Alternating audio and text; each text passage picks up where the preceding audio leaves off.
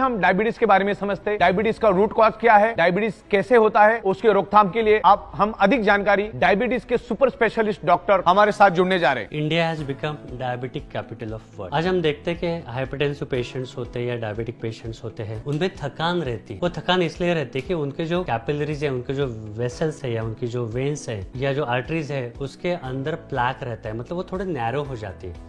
और नैरो होने की वजह से उसमें से जो जाने वाला जो ब्लड सप्लाई होता है वो थोड़ा सा कम हो जाता है, और उसके वजह से वो सप्लाई जिस ऑर्गन की तरफ जा रहा है, हार्ट की तरफ जा रहा है, ब्रेन की तरफ, किडनी की तरफ या मसल की तरफ, तो वो कम होने की वजह से उस ऑर्गन का फंक्शन बहुत तरीके से कम हो जाता है और इंसान को थकावट लगने लगती है। अगर ये थकावट से अपने को बचना है तो जो कैपिलरीज है उनको क्लीन रखना पड़ेगा, वेसल्स को क्लीन रखना पड़ेगा। किसी भी ऑर्गन को काम करने के लिए ऑक्सीजन की जरूरत, फ्यूल की जरूरत होती है, तो ऑक्सीजन फ्यूल वही अगर नहीं मिला तो ऑर्गन काम नहीं कर पाएगा।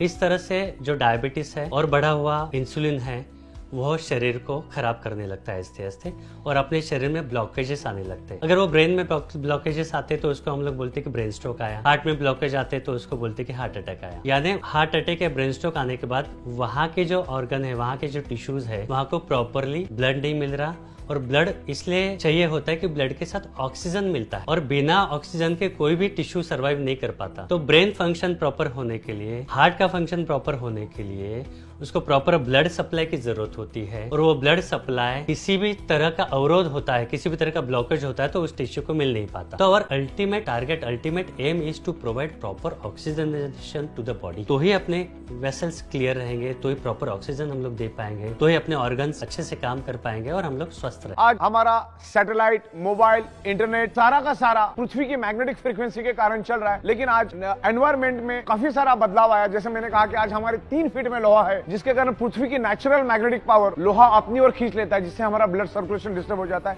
दिन ब दिन रेडिएशन बढ़ते जा रहा है। अभी 4G के बाद 5G आ चुका है और 5G के बाद 6G आएगा, तो रेडिएशन भी हमारे ब्लड सर्कुलेशन को फ्लैक्चुएट करता है, डिस्टर्ब करता है। उसके कारण भी हमारे शरीर में ऑक्सीजन की कमी निर्माण होती है।